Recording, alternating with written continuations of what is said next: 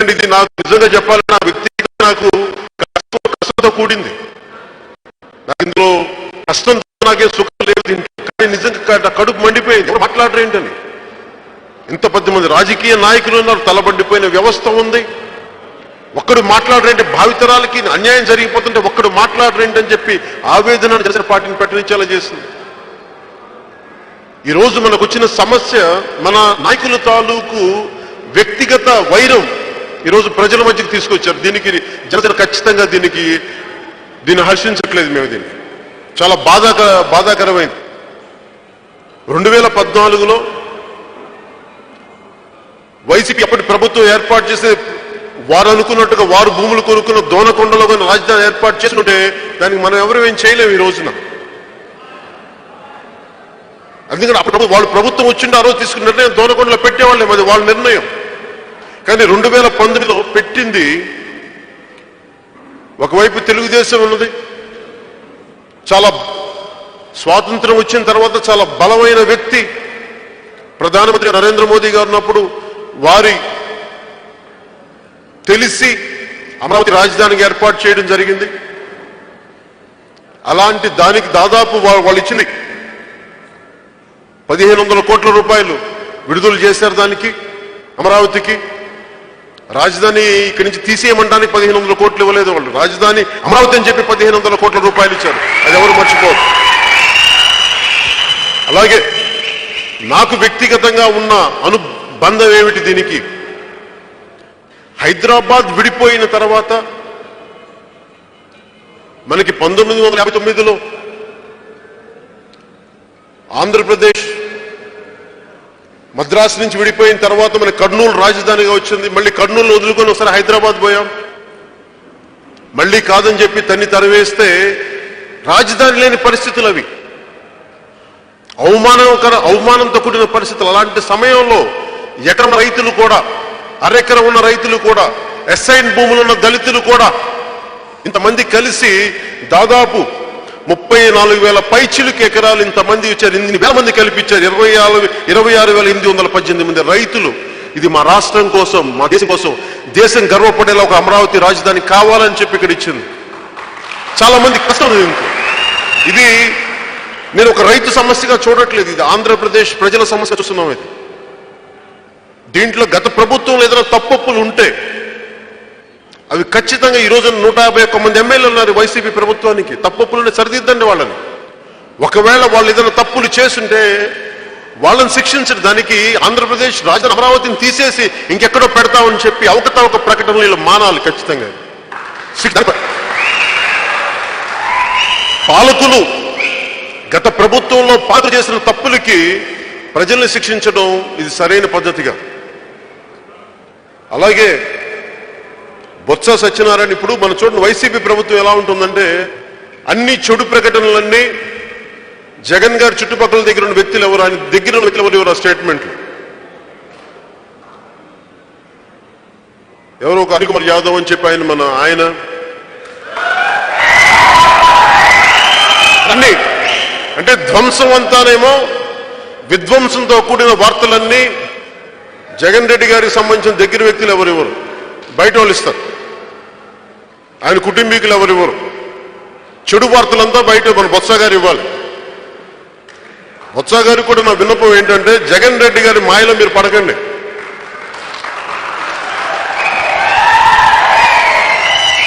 రాజకీయాల్లో చెడు వార్తలకి మీరు మెసెంజర్ అవ్వకండి. మీరు ప్రజలు ఆగ్రహానికి గురయ్యే వార్తలకి మీరు బాధితులు కాకండి. మీరు బొత్స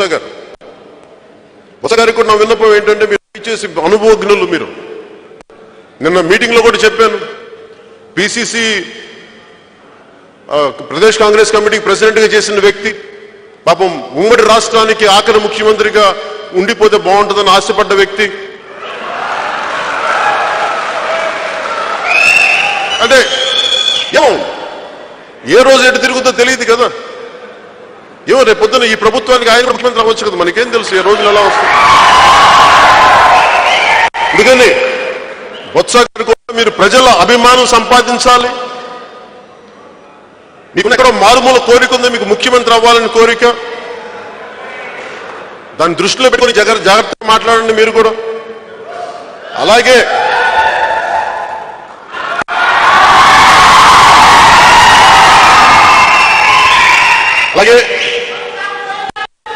ఇప్పుడున్న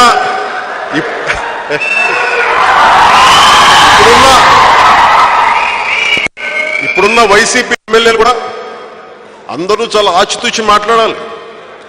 అధికారం అనేది మీకు శాశ్వతంగా ఎవరి దగ్గర ఉండదు, దయచేసి అర్థం చేసుకోవాలండి. 151 మంది ఎమ్మెల్యేలు ఉన్నాం, మా ఇష్టానికి చేసుకుంటాం, మా ఇష్టానికి ఇసుక అమ్ముకుంటాం. అంటే గత సంవత్సరంలో మీకు తెలుసు కదా, ఇసుక భూమిని అడ్డగోలుగా తవ్వేస్తే గత ప్రభుత్వానికి ఏం జరిగిందో అలాగే మళ్ళీ మీరు అదే రకంగా మీరు ఇసుకతో ఆడుకుంటా ఉన్నారు, భూమాతో ఆడుకుంటా ఉన్నారు. జాగ్రత్త, కొంచెం ఆలోచించి. ఎందుకంటే 151 మంది ఎమ్మెల్యేలు మీకు వచ్చినప్పుడు చాలా గొప్ప మెజారిటీ వచ్చింది. మీరు ప్రజల ఆదరాభిమానులు పొందండి. మిమ్మల్ని ఎవరు, అందుకని మేము 100 రోజులు ఏం మాట్లాడకూడదని మేము నిర్ణయించుకున్నాం. కానీ మాకు అవకాశం ఇవ్వలేదే వాళ్ళు, మేము వాళ్ళకి అవకాశం ఇచ్చాం 100 రోజులు మేమేం మాట్లాడకూడదని. వచ్చినప్పటి నుంచి వాళ్ళు ఏం చేశారు, ఏది కూలగొడదాం, ఏది ధ్వంసం చేద్దామని తప్ప ఏది నిర్మిద్దాం, ఏది ముందుకు తీసుకెళ్దాం. అంటే ప్రజలు మొన్నసారి మేము పోరాట యాత్రప్పుడు కర్నూలు పోయాం. కర్నూలు పోతే అక్కడ గృహ నిర్మాణం కొన్ని వేల ఇళ్ళు ఉన్నాయి. పెద్ద కాలనీ కట్టితే అప్పుడు వరదల కోసం రాజశేఖర రెడ్డి గారు ముఖ్యమంత్రిగా ఉన్న టైంలో వరదలు వస్తే అక్కడ బాధితులందరికీ అక్కడ ఇల్లు కట్టిస్తే ఆ ఇల్లును వదిలేశారు తర్వాత వచ్చిన ప్రభుత్వాలు. ఆయన తర్వాత వచ్చిన ముఖ్యమంత్రులు కూడా వదిలేశారు. అంటే ప్రజల ఆస్తిని ఎవరికి వాళ్ళు ఇష్టారాజ్యంగా ఆడుకుంటా ఉన్నాం. దీనికి జనసేన బలంగా దీన్ని వ్యతిరేకిస్తుంది. అలాగే పోయినసారి కూడా ఇది నేను ఒక పార్టీయో ఒక కులమో అని నేను ఇది దాని సంబంధం కాదు. ఇది మొన్న నేను వెళ్ళి మాట్లాడుతూ ఉంటే ఐనవోలు కానీ, కొరగల్లు కానీ, బేతపూడి కానీ, ఎర్రపాలెం కానీ, సగమూరు కానీ కేవలం ఉన్నదంతా ఎక్కువ శాతం బీసీ కులాలు. ఇక్కడ దీన్ని ఒక సామాజిక వర్గం, ఒక కులం అని చెప్పేసి దీనికి మీరు రాజకీయ రంగులు పులిమి ఇక్కడి నుంచి మళ్ళీ దోనకొండకి వెళ్ళిపోదాం అక్కడికి అని చెప్పి ఇలా చేసుకుంటా ఉంటే, మీరు 2014 వచ్చింటే అది వేరే సంగతి. 2014 కాదు, 2019 151 మంది ఎమ్మెల్యేలు వచ్చిండొచ్చు కాక. కానీ మీరు ఇష్టానికి, ఇది ఆటలు కాదు, ఇవి చిన్నపిల్లల ఆటలు కాదు. ప్రభుత్వాలంటే చాలా బాధ్యత ఉండండి. ఎంత మహామహా నాయకులు, చిదంబరం గారు లాంటి నాయకులు ఆంధ్రప్రదేశ్ని విడగొడుతున్నామని చెప్పి పాపానికి ఆయన ఎక్కడున్నారు ఈ రోజున మీరు చూడండి. అంటే కాలం ధర్మం పనిచేయట్లేదని మీరు దయచేసి అనుకోకండి, వస్తుంది, అది ఇంకో రూపంలో వస్తుంది. అలాగే మీరు ఇంతమంది మనోభావాలకి ఇంతమంది ప్రజల ఆవేదన గురైతే ఏ ప్రభుత్వం కూడా మనుగడ సాగించలేదు, ఏ వ్యక్తి కూడా సుఖంగా ఉండలేడు. పోయినసారి తెలుగుదేశం పార్టీ ప్రభుత్వానికి విన్నవించుకుంది. ఇందాక మనం మాట్లాడుతూ ఉంటే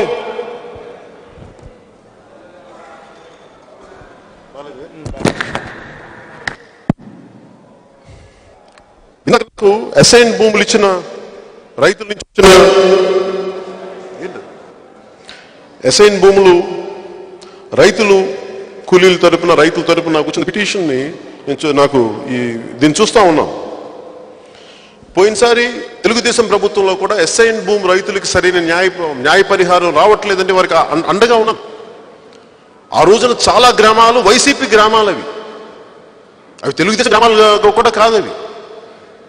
మరి ఆ రోజు నాకు వైసీపీ నాయకులు చెప్పారా మీరు వెళ్ళండి అని చెప్పి? లేదా ప్రజలకి మీ పార్టీ మీరు పట్టించుకోలేకపోతే నేను వచ్చాను ముందుకి. మీ నాయకులు మిమ్మల్ని పట్టించుకోలేదు, మీ నాయకులు వాళ్ళు వదిలేస్తే వచ్చాను నేను. ఇది నాకు ఓట్లేసారా లేదా నేను చూడలేదు, ఎందుకంటే ఇది నా వాళ్ళు అనుకున్నాను. మా వాళ్ళు ఇది, అరే ఎందుకు పెట్టాం పార్టీ, అరే మన ప్రజలు నలిగిపోతున్నారే, మన వాళ్ళు నలిగిపోతున్నారే, ప్రజల తరపున మాట్లాడే వాళ్ళు ఏమో, వీళ్ళు నా కులమా నా ప్రాంతమా వీళ్ళు కాదా నేను ఆలోచించలేదు, అందరూ నా వాళ్ళు అనుకున్నాను. అందుకు ఆ రోజు బలంగా తీసుకుని ఒక ముద్ద పెరుగన్నం తింటానికి నాకు అంత కృతజ్ఞత ఉంది. ఆడపడుచు అమరావతి రాజధాని నాకు ముద్ద పెరుగన్నం పెడితే నాకు కృతజ్ఞత ఉంది. ఇంకా అలాంటిది వైసీపీ నాయకులు జగన్ రెడ్డి గారికి 151 మంది ఎమ్మెల్యేలు ఇచ్చారు. మీకు చాలా బాధ్యత ఉంది, చాలా బాధ్యత ఉంది. బొత్స సత్యనారాయణ గారికి ఇంకా చాలా బాధ్యత ఉంది, మర్చిపోకండి. మీరు ఎలా ప్రకటనలు ఇవ్వకండి, దయచేసి మీ పెద్దరికం నిలబెట్టుకోండి. నేను ఈ రోజున మీకు మాటిస్తున్నా, నిన్నంతా నేను తిరిగాను. ఉదాహరణకి అక్కడ ఎన్జిఓ కాలనీ బిల్డింగ్ చూస్తే ఏదో పెద్ద కంపెనీ L&T కంపెనీ అనుకుంటా, వాళ్ళన్నీ సర్దుకొని వెళ్ళిపోతాను. ఏంటంటే దాదాపు 7,000 మంది కార్మికులు పనిచేసేవాళ్ళు. ఆ రోడ్డు కిటకిటలాడిపోయేది. అంటే ఎన్ని రకాల ఫ్రూట్ స్టాల్స్ కానీ, లేదంటే పండ్లు అమ్ముకునే వాళ్ళు కానీ, ఎన్ని రకాలుగా వ్యాపారం జరిగేదో. ఒక్కొక్కళ్ళు 1000 రూపాయల నుంచి 800, 1500, 2000 సంపాదించుకుని, కొన్ని చోట్ల 500, 5000 సంపాదించుకునేవాళ్ళు. ఈరోజు మొత్తం ఆ వ్యవస్థ అంతా దెబ్బతినేసింది. గత ప్రభుత్వం చేసిన తప్పులు ఏదైనా ఉంటే ఆ ప్రభుత్వాలు సరిదిద్దుకొని, లేదంటే వాళ్ళని శిక్షించి, లేదంటే ఇన్వెస్టిగేషన్ చేసి సరిదిద్ది ముందుకెళ్ళాలి తప్ప రాజధాని ఇక్కడ ఆపేస్తాం, న్యాయ పరిహారం చేయమని చెప్పి ఎవరికైనా సరే అంటే, ఏ ప్రభుత్వం అయినా సరే ప్రజల్ని కన్నీళ్లు పెట్టిస్తే ఆ ప్రభుత్వానికి మనుగడ ఉండదు. వైసీపీ ప్రభుత్వానికి కాలం గొప్పతనం, ఎలాంటి గొప్పతనం మనకు తెలియదు. కానీ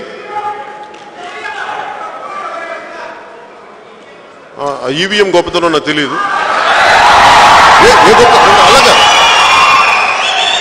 ఏ గొప్పతనం అన్నప్పటికీ మీకు 151 మంది ఎమ్మెల్యేలు ఇచ్చారు. 30 సంవత్సరాల పైన పార్టీ నాయకులు కూడా అసెంబ్లీలో మాట్లాడినంత బలం ఉంది మీకు. కానీ మాకుంది ఒక ఎమ్మెల్యే, కానీ మేము మాట్లాడుతాం. గుర్తుపెట్టు, దేనికి మాట్లాడగలమంటే మాకు ప్రజల కోసం అండగా నిలబడాలన్న ఒక్క ఆశ తప్ప అడ్డదారులు వచ్చి అధికారం కావాలని మేము అరువులు సాయం. చాలా చిత్తశుద్ధిగా, త్రికరణ శుద్ధిగా పనిచేస్తాం. అంతే, మాకు భయాలు లేవు. ఒక్క ఎమ్మెల్యే ఉండొచ్చు కాక మాకు ఆ భయాలు లేవు. మాకు ఈరోజు నేను మీకు మాటిస్తున్నాను, అమరావతి రాజధాని ఇక్కడి నుంచి కదలదు. అలాగే మిమ్మల్ని ఎవరిని ఇబ్బంది పెట్టి స్థలాలు గుంజేసుకుందాం, ఎందుకంటే మీరు ఇచ్చింది కౌలు కోసం ఇవ్వలేదు. మీరు ఎవరు తిండి లేక మీరు గవర్నమెంట్ కౌలుకి ఇవ్వలేదు. మీరు ఇచ్చింది భవిష్యత్తులో ఆంధ్రప్రదేశ్ రాజధాని, మన ఆంధ్రప్రదేశ్ పునర్నిర్మాణానికి మీరు ఇచ్చారు భూములు. మీ బిడ్డల కోసం. ఇది చాలా బలమైన మాట. ఇది ఆంధ్రప్రదేశ్ రాజధాని నిర్మాణానికి మీరు దేనికి ఇచ్చారని మీరు మీ భవిష్యత్తుని గుర్తుపెట్టుకోండి. మీ బిడ్డల భవిష్యత్తుని తీసుకొచ్చి ఇక్కడ ఈ ప్రభుత్వానికి ఇచ్చారు. మీ మునిమనవల భవిష్యత్తు కోసం ఇచ్చారు. ఇక్కడ ఆడుకుంటుంది వైసీపీ నాయకులు. మీ బిడ్డలు, మీ భవిష్యత్తు కూడా, మీ పుట్టబోయే బిడ్డల భవిష్యత్తు కూడా ఆడుకుంటున్నారు. దానికి జనసేన ఖచ్చితంగా వ్యతిరేకిస్తుంది. వీళ్ళు అలాగే ఇందాక అసైన్ వెంటనే మేము వస్తామని వెంటనే వాళ్ళు ఆ కౌలు వారెవరి అకౌంట్లో వేయటం, మీకు రావాల్సిన బకాయిలు అకౌంట్లో వేయటం, అది ఆనందదాయకమే. కానీ ఇక్కడ గుర్తుంచుకోవాల్సిన వైసీపీ ప్రభుత్వం కౌలు కోసం మీకు ఇవ్వలేదు. కౌలు కోసం మీకు మీ భూములు ఇవ్వలేదు, మర్చిపోకండి. వాళ్ళు ఇచ్చింది పునర్నిర్మాణానికి. రాజధాని ఉంటే భవిష్యత్తు బాగుంటుంది, అందరికీ బాగుంటుందని చెప్పి త్యాగం చేశారు. అంతేగాని దీనిని ఏదో కౌలు ముఖాల మీద కొట్టేస్తే మాకే సరే ఈ సీజన్ గడిచిపోద్ది, ఈ నెల గడిచిపోద్ది నా దృష్టితో కాకుండా రాజధాని ఎప్పుడు ప్రారంభిస్తారు, గత ప్రభుత్వంలో ఏదైనా తప్పులు ఉంటే దాన్ని ఎలా సరిదిద్దుకొని ముందుకెళ్ళాలి, అలాగే కూర్చోబెట్టి ప్రతిదానికి ఇంతకుముందు వచ్చిన కాంట్రాక్టర్స్ కాబట్టి ఇలా మార్చేసుకుంటే వెళ్ళిపోతే, ఉదాహరణకి పోలవరం కాంట్రాక్ట్ని మార్చేసినందుకు ఇక్కడ మేము మళ్ళీ అసలు చూద్దాం, మళ్ళీ తిరిగి చూద్దాం అన్నందుకు దీనికి గొడవ ఇక్కడ కూడా జరగట్లేదు. ఎక్కడో జార్ఖండ్, మధ్యప్రదేశ్, ఉత్తరప్రదేశ్ లాంటి, బీహార్ లాంటి రాష్ట్రాలు గొడవ జరుగుతుంది. అంటే ఎందుకు చెప్తున్నానంటే, నిన్న రాజధాని పర్యటన సందర్భంగా ఎన్జిఓ బిల్డింగ్స్ కట్టడం మనకు చూస్తే అక్కడికి 7,000 మంది బయట రాష్ట్రాల నుంచి వచ్చిన వాళ్ళు, ఉత్తరాది రాష్ట్రాల నుంచి వచ్చిన వాళ్ళు. అలాగే ఇప్పుడు పోలవరంకి సంబంధించి ఇక్కడి నుంచి ఇందాక పొద్దునే పేపర్లు చదువుతూ ఉన్నాను, హిందుస్థాన్ టైమ్స్ అనుకో, అక్కడ మాకు డబ్బులు రాలేదని చెప్పి అక్కడ కాంట్రాక్ట్ని కొడుతున్నారు. ఇక్కడ పోలవరం సంబంధించిన కూడా అంటే ఒక తప్పుడు నిర్ణయం తీసుకుంటే దాని పర్యవసానం ఎలా ఉంటుంది, మిగతా రాష్ట్రాలు కూడా ఇలా పాకుద్దని. అందుకని చాలా ఆచితూచి ఉండాలి, దీన్ని చాలా విఘ్నత ఉండాలి రాజకీయ నాయకులకి. ఇదే సరదాగా కూర్చోబెట్టేసి నువ్వు స్కూల్ పిల్లల ఆట ఏంటిదైనా రాజకీయం అంటే, ప్రభుత్వాన్ని స్కూల్ పిల్లల ఆట అనుకుంటున్నారా మీరు? క్లాస్ పీపుల్స్ లీడర్ లాగా, స్కూల్ పీపుల్ లీడర్ లాగా బిహేవ్ చేస్తున్నారు. చాలా బాధ్యతగా ఉండాలి ఇది. అలాగే ఇవన్నీ కూడా మా బలమైన దృష్టిలో ఉన్నాయి. చాలా బలంగా మీ గురించి అండగా ఉంటాం. నేను మీకు మాటిస్తున్నాను, నాకు రాజధానిలో ఇప్పుడు డెవలప్ చేసిన అమరావతిలో కానీ నాకు ఆ ఇల్లు అక్కడైతే నాకు 1 సెంటు భూమి లేదు. అక్కడ చూసి ఇప్పుడు నిన్న మనం చేసిన పర్యటనలో నాకు 1 ఇంచు భూమి లేదు. నాకు భూమి కూడా అవసరం లేదు అక్కడ.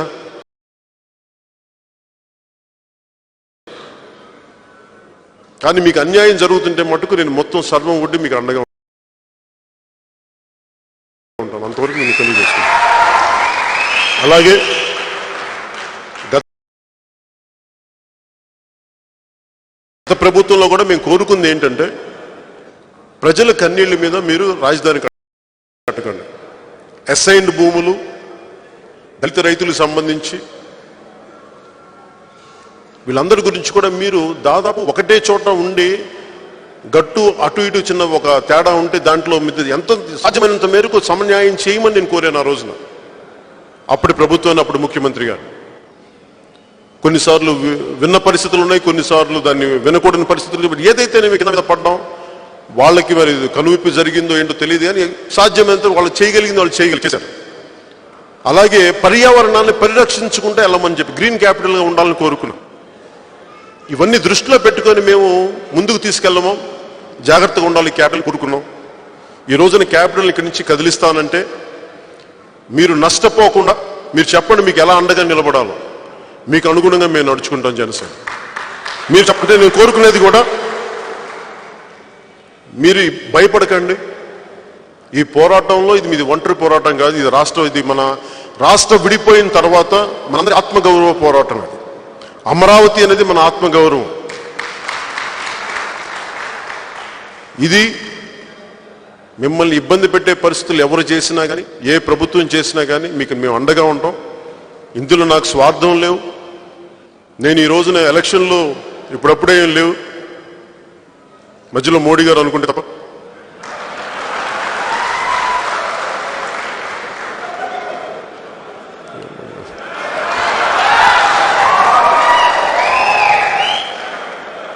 అప్పటి వరకు ఎలక్షన్ లేవు కాబట్టి ఇప్పుడు నాకేదో ఎలక్షన్ కోసం చేస్తుంది కాదు. నిజంగా మీరు ఓట్లు వేసినా వేయకపోయినా ఇది నా రాష్ట్రం, నా దేశం, మన వాళ్ళు. దీనికి ఒక కులం లేదు, ఒక మతం లేదు, ఒక ప్రాంతం లేదు.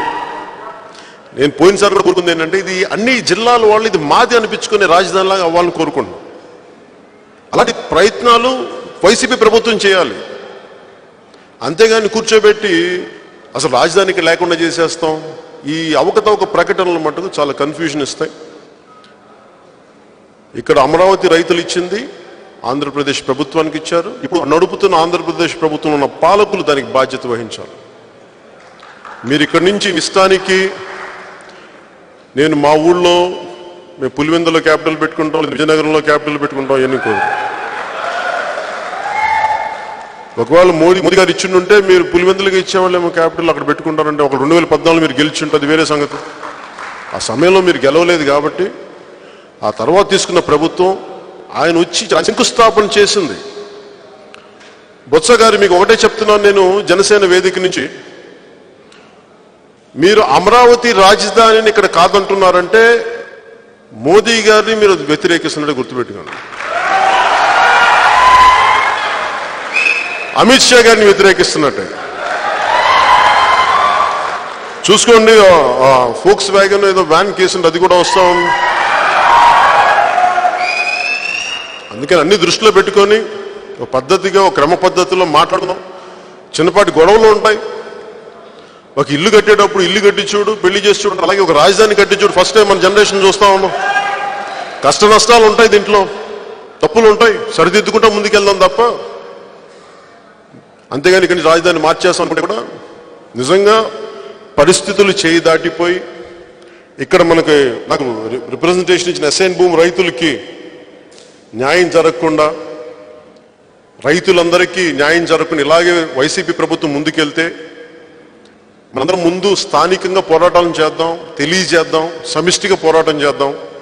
అప్పటికి వీరు వినని పక్షంలో ఖచ్చితంగా నేను ఇప్పటిదాకా ఇన్ని సంవత్సరాలుగా భారతీయ జనతా పార్టీ నాయకులందరితో పరిచయాలు ఉండి కూడా నేను ఎప్పుడు దాన్ని వ్యక్తిగతంగా వాడను కూడా.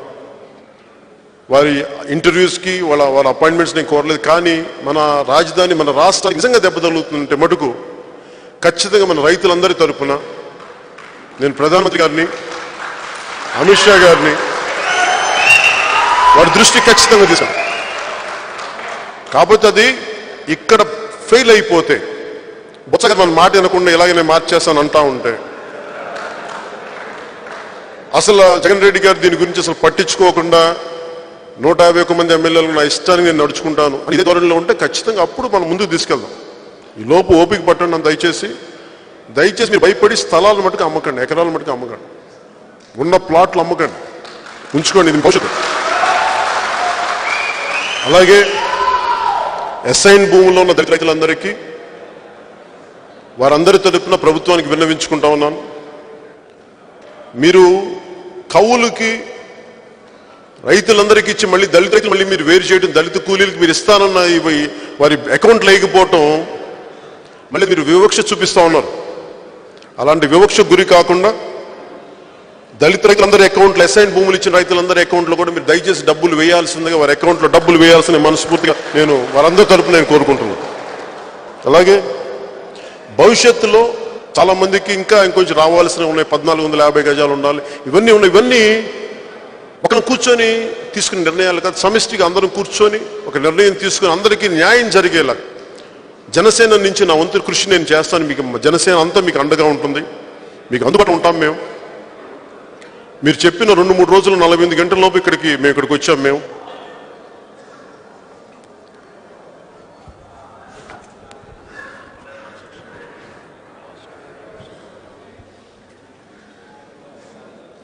అంటే నేను పోయినసారి మాట్లాడుతున్నప్పుడు కూడా రాజధాని గురించి సోషల్ ఇంపాక్ట్ అసెస్మెంట్ అది మీరు ఎందుకు పెట్టుకోలేదని మాట్లాడాం. సామాజిక ప్రభావం అంచనా అంటే ఉదాహరణకి నేను ఇందాక చెప్పిన ఉదాహరణ చెప్తున్నాను. ఎన్జిఓ బిల్డింగ్స్ కడుతున్నాను. నిన్న 7,000 మంది కార్మికులు వచ్చారు వేరే రాష్ట్రాల నుంచి. దానికి తగ్గ కన్స్ట్రక్షన్స్ వర్కర్స్ అక్కడ ఉన్నారు, వారి కుటుంబాలు. అలాగే వాళ్ళకి కన్స్ట్రక్షన్ వర్కర్స్కి సంబంధించి ఎంతమంది వెళ్ళిపోయారు. కంపెనీ నుంచి దాదాపు 3,000 మంది వెళ్ళిపోయారు నేను 1 నెల క్రితం. అది కూడా వాళ్ళు ఎందుకు హైదరాబాద్ వచ్చారని అడిగితే ఇక్కడ అమరావతిలో పనులు ఆగిపోయి మమ్మల్ని వెళ్ళిపోమని చెప్పారు, అందుకని వచ్చేసాం, మా బిడ్డలను తీసుకొని వచ్చేసాం. ఇదంతా ఎంతమందికి కన్నీటి కథలు ఉన్నాయంటే, కన్నీటి గాథలు ఉన్నాయంటే, కన్స్ట్రక్షన్ వర్కర్స్ దగ్గర నుంచి భవన నిర్మాణ కార్మికుల దగ్గర. ఈ రోజున ఇసుకని మాట్లాడుతున్నాం. పోయినసారి తెలుగుదేశం ప్రభుత్వాన్ని దెబ్బ కొట్టిన ఇసుకే మళ్ళీ వైసీపీ ప్రభుత్వం అదే తప్పులు చేస్తా ఉన్నారు. మళ్ళీ భవన నిర్మాణ కార్మికులు దానికి సంబంధించి కానీ ఇక్కడ ఆర్థిక అభివృద్ధిని మళ్ళీ ఇసుకతోటే మళ్ళీ కొట్టున్నారు మీరు. నేను మీకు చెప్తా ఉన్నాను వైసీపీ నాయకులందరికీ, మీరు కన్స్ట్రక్షన్ వర్కర్స్ మైగ్రేషన్ ఆపకపోతే మళ్ళీ మీ ప్రభుత్వం మీరు 151 మంది ఎమ్మెల్యేలకు వచ్చిన ప్రభుత్వమైనా ఒకప్పుడనే మీరు దుస్థితిలో ఉంటారు. దయచేసి ఇప్పుడే చెప్తాను, మీరు కరెక్ట్ చేసుకోండి. మీరు ఇంతమంది కార్మికుల కష్టాలకి, ఇంతమంది రైతుల కన్నీళ్ళకి మీరు కారణం అయితే 151 మంది ఎమ్మెల్యేలు వచ్చినా మీరు అధాపతాళానికి వెళ్ళిపోతారు. దయచేసి ఆ రోజులు ఎక్కడో లేవు. ఒక్కసారి చిదంబరం గారిని గుర్తుపెట్టుకోండి. ఆంధ్రప్రదేశ్ని విడగొట్టిన పాపానికి అంటే కాలం చాలా గొప్పది. వైసీపీ నాయకులు ప్రతి ఒక్కరు కూడా చాలా ఆచితూచి మాట్లాడటం వల్ల చేసుకోండి. మీకు 151 మంది ఎమ్మెల్యేలు ఉన్నాం కదా అని చెప్పి ఇష్టం వచ్చినట్టు మాట్లాడితే రేపొద్దున దీనికి రివర్స్ కూడా వచ్చి గుర్తుపెట్టుకోండి. ఆ రోజు మీరు ఎక్కడ ఉంటారు? ఆ రోజున మీరు ఎలా మాట్లాడగలరు? మీరు ఊళ్ళలో తిరగలరా అని మర్చిపోకండి. ఎందుకంటే కాలం ఎప్పుడు ఒకరు పక్షానే ఉండదు.